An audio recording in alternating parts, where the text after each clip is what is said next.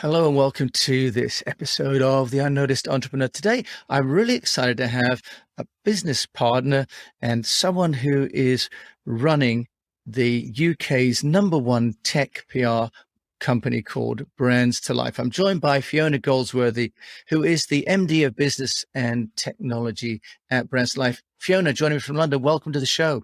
Hello, and thank you very much for having me on today. Well, it's delightful to have you on the show because we've had a lot of business clients together, and I've really enjoyed working with you and the team at Brands to Life.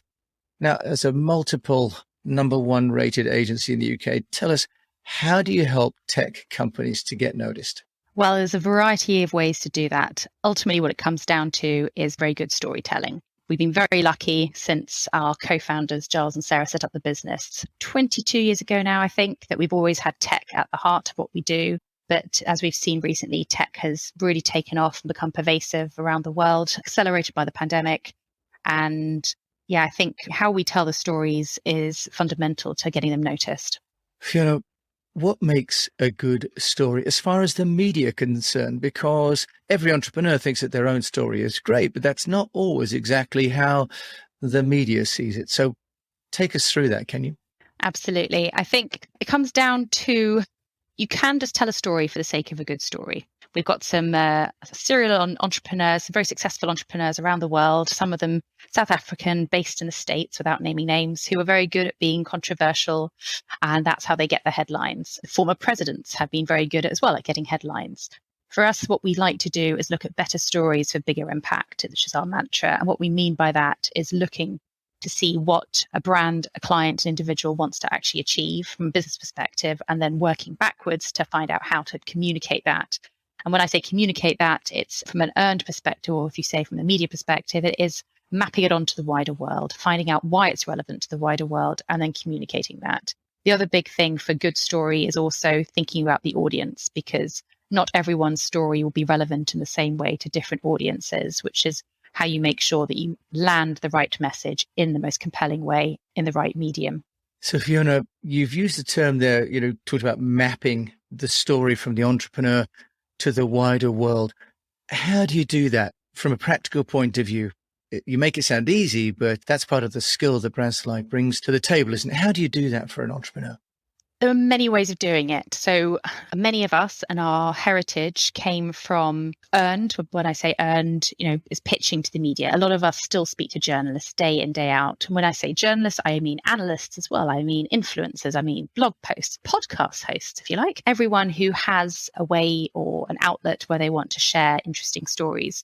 So from speaking to them, we understand what resonates. We read the media avidly. A lot of us consume so much media, whether that's traditional newspapers, online, newsletters, blog posts, podcasts, video. All of us are constantly consuming different ways of telling stories. We're very lucky to be right next to the Tate Modern here in London as well. So we recently, some of our team went out to be inspired by art, storytelling through visual media as well. So it's partly about understanding the media and how it works. But then as we've grown as a company, we have become multidisciplinary. And by that, what we mean is we don't just rely on storytelling to the media. So we have a video and studio team who do creative storytelling. They do visual ways of telling stories. We have social teams who do a lot via social. So we can get the same story or narrative out on LinkedIn. That's all kind of the output. The upfront bit comes from this analysis and insights. And we have a dedicated insights and analytics team here as well, who do a lot of that research. They have various tools and platforms, but also the methodology to understand and unpick what it is that a tech entrepreneur wants to achieve and how to basically go about ultimately delivering that through a relevant story or the right kind of medium. Well, you've got a lot in there, Fiona, you've made, and I know you guys have an amazing team and create a great deal of work. You have talked about multidisciplinary. Could you maybe sort of give us your definition of public relations now? Because in the past, an agency like Brands to Life would be known for, if you like, just media relations, media outreach and placements. What do you think has changed now in terms of the mix of communications that an entrepreneur or a company needs to have in order to get noticed? So public relations, I think it's still fascinating that my parents don't fully understand what I do. What is it you actually do? And the way I position it to them is that we help to manage the perceptions of our clients and brands externally. Mostly what we do is positive and proactive storytelling. We do have crisis comms here, of course, for when things go awry. But I think PR, it very much depends on the sector you're in and which part of the business you're supporting. Because if you're in-house, PR is keeping things out of the papers, potentially, if you think about it. From a shareholder or an investor relations agency, it might be about crafting the best possible story for shareholders. Increasingly, we're seeing PR actually encompasses so many other things, including employer branding. It's now about positioning a company amid the talent war, the Great Resignation, how to become an employer brand of choice. So internal comms becomes hugely important as well. So it's quite hard to define what PR is now, but I would still go back to saying it is about trying to control or influence the external perception of a brand, a company, an individual. And in terms of multidisciplinary and what we do here, as I said, tech is at the heart of what we do. And we are the team that I help look after here at Brands Life is the number one tech team in the UK, thanks to PR Week. But we also have a thriving corporate and purpose business. We have a thriving consumer business. We have a thriving digital and social business, a thriving health and well-being business as well. And then, as I mentioned, there's the video and studio. So we have a US office set up as well. So we have lots of different ways of reaching into different sectors, going beyond tech, but then also about how we bring that to life. So we don't just rely on earned, but we have multiple other ways of getting the message out to the right audience. Fiona, you've mentioned there that you've got different teams for tech, for corporate, for consumer, for healthcare. Why are they different? Or why would you not have the same team working on different kinds of companies? Is not all PR the same? Very good question. I mean, when I say different teams, it's more from an organizational perspective and to know where a brand might sit or where a new business pitch, who would be looked after. We are very much in sort of a matrix structure where we have some people in my team who work on a corporate account. We have people in digital and social who also have predominantly tech clients. So we can access all those different skills from different teams so we can offer the client the best mix that they require. But ultimately, it's so we have the pools of expertise. And I think the difference between tech storytelling and, for example, corporate and purpose, those two teams is we will do lots of corporate storytelling for our tech clients. Corporate will do lots of corporate storytelling for all sorts of different brands, all sorts of different industries.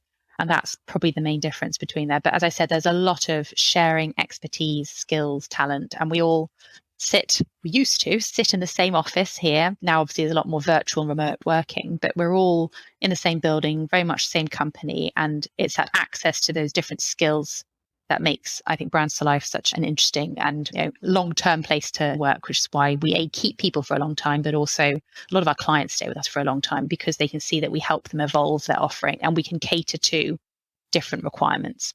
So you've raised an interesting issue there about the evolution of communications strategy as a company grows and goes maybe from founder to different series and maybe even IPOs or exits.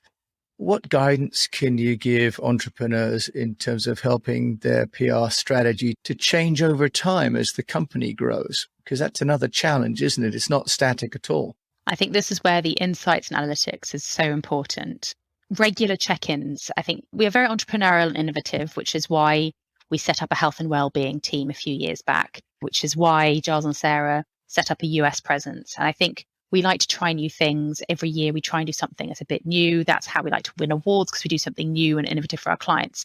But you can only do that if you keep trying to do something new and don't just fall back to what always works. That's not to say don't reinvent the wheel, but how can we tweak things, make things better? So we have regular reviews with our clients, monthly, quarterly, half yearly, however often we can, where we check in on the progress. We check in on whether what we are delivering for the client ultimately is having an impact on their business. And if not, then let's tweak it and let's adapt it. And this is the best way for us to stay close to the business, to figure out what their business objectives are, how they want to be perceived, and how to work with them. So the strategy and analytics that comes in, often we help them understand that actually doing what they've done to date isn't going to help get them in front of that C-suite audience, or is it going to help them move into this new market?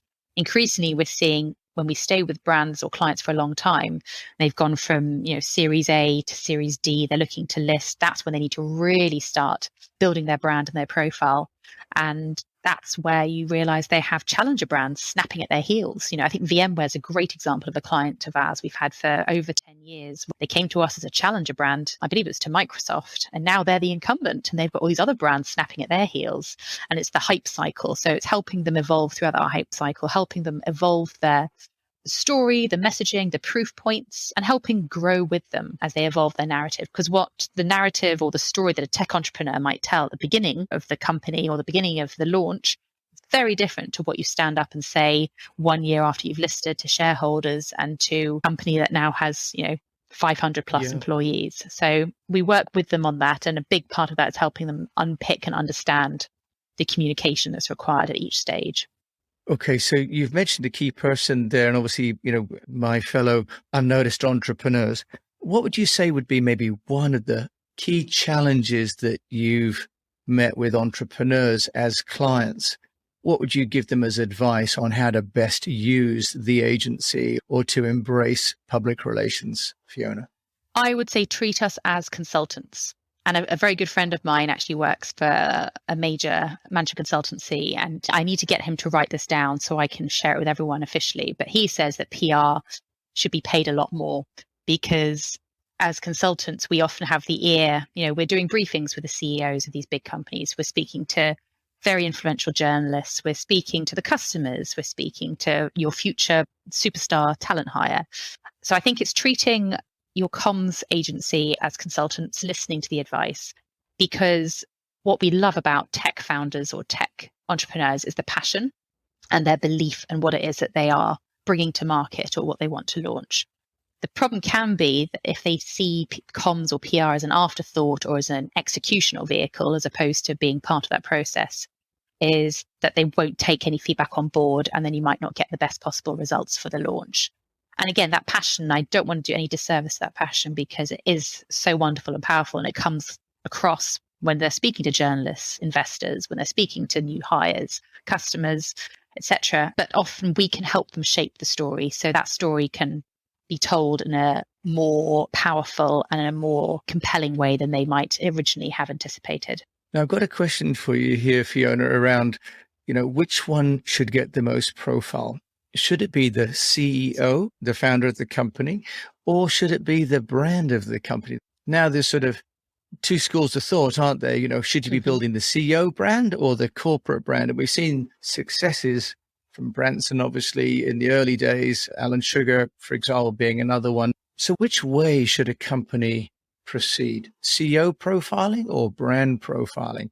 There's a bit of a teaser for you. There's no right or wrong answer. I think it depends very much on the company and on the brand. There you go. There's a politician's response for you. Yeah, that's right. I think that you can do a lot with the CEO and the founder. You can do a lot with, particularly if they're willing to go out and be authentic, show that what it is that they're developing, launching, actually has a purpose in the world, particularly nowadays where there is an emphasis on purpose. There's an emphasis on making the world a better place. There's an emphasis on helping your staff to address mental health challenges, helping to address climate change. If they're willing to be authentic and be real, then there is a huge opportunity for them because increasingly people want to work for inspirational people. I think working for an Apple or a Nike or a Google, increasing that shifting. If you speak to younger audiences now, they want to work for companies where they can feel that they're helping the world or they're making a difference. That's not to say that any of those companies aren't. Far from it. It's just there's a different shift. And what we're seeing internationally as well, where there are talent challenges and companies are struggling to compete, if the country leader or the CEO is out there and visible, they're more likely to actually hire or make that hire because they feel they can relate to that individual. So I think that relatability and authenticity is very important. But you must not neglect the brand because the CEO doesn't always stick around. And I think it's important to know that the brand stands for more than just one individual. I would actually argue that it's not necessarily about whether it's the CEO, the founders, or the brand, but it's also about shining a light on the people who work within the business as well. We've had a lot of success by shining a light on female engineers working for companies or developers. So people doing the actual work, helping to build it. And that's an interesting story rather than the very polished CEO at the top who has been trained and media trained and isn't going to slip up or show any ounce of personality. So I think those days are gone and that authenticity is really important. Oh, that's really interesting and great answer, by the way. And I think so really you need to have both is the answer, not one or the other. That's fantastic. Now, as a company, Brands to Life, as you say, has been over 20 years, 3 years successive top of the rankings in the UK for tech. How is Brands to Life as a company getting noticed? This is a question, a PR question for a PR agency. Yes, obviously, it's important to show that we can do PR for ourselves as much as we can for our clients. The way to do it, in my honest opinion, and I think it's the same for what I'd say for clients, is not just being controversial, not having a view for the sake of it, but making sure it aligns with what it is we're trying to achieve. So if there is a story that breaks that we have a strong view on, or we have helped solve a challenge previously for, that's where we'll put our hand up for it. And I think our co-founders are still very visible. They will often contribute to PR Week activities, but increasingly the MDs across the business, our digital and social MD, Kinder Jackson, she talks a lot on podcasts. She was out at the Cannes Festival recently. Our head of consumer our MD of consumer, she has lots of very strong views on creativity and how to hone that. So we try and get that out. But one thing that's really worked well for us is our Tech Trends event that's been going for 10 plus years now. And each January we get together I think it's 4 illustrious journalists from across, the likes of the BBC, Forbes, Channel 4, New York Times, Metro, and we ask them for their predictions for the year ahead and what the big tech trends will be. And that has been something that our customers, our prospects, but the industry generally keeps coming back to. And we have lots of people who we've never worked with, but they turn up regularly every single year because they know it's an event they don't want to miss. Used to be in person. Unfortunately, it's now mostly virtual, but let's not say it won't go back to being hybrid or in person again. And I think it's having something that is central to what we do, where we're showing we can help add value and making sure that we're getting out there and being seen again in the right places. So I wouldn't necessarily want to go and do a podcast for Sky News on the latest in supply chain challenges, but I'm very pleased to be here today to be talking about how to help tech entrepreneurs get noticed, speaking to you for your target audience. I think it is thinking again about the target audience. So being in the industry, being visible.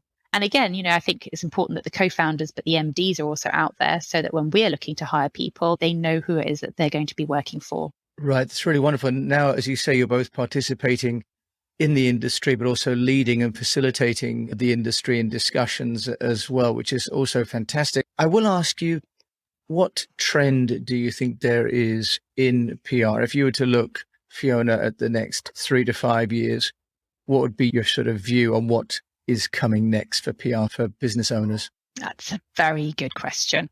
You won't hold me to this in 3 years' time? I will be checking back in 3 years' time and cross-referencing what you say today with what you said then. We actually, one of our Tech Trends panelists does that every year. He comes up and holds everyone to account for the previous year. But I think my prediction is we will continue to see different channels. When we're interviewing 21-year-olds straight out of university and we ask them how do they get their news, very few of them say the BBC or the Guardian or the FT.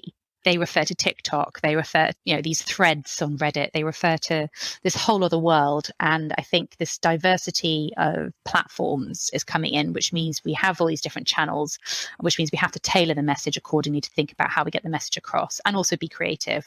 That's not least because, as we've seen, traditional newspapers are shrinking.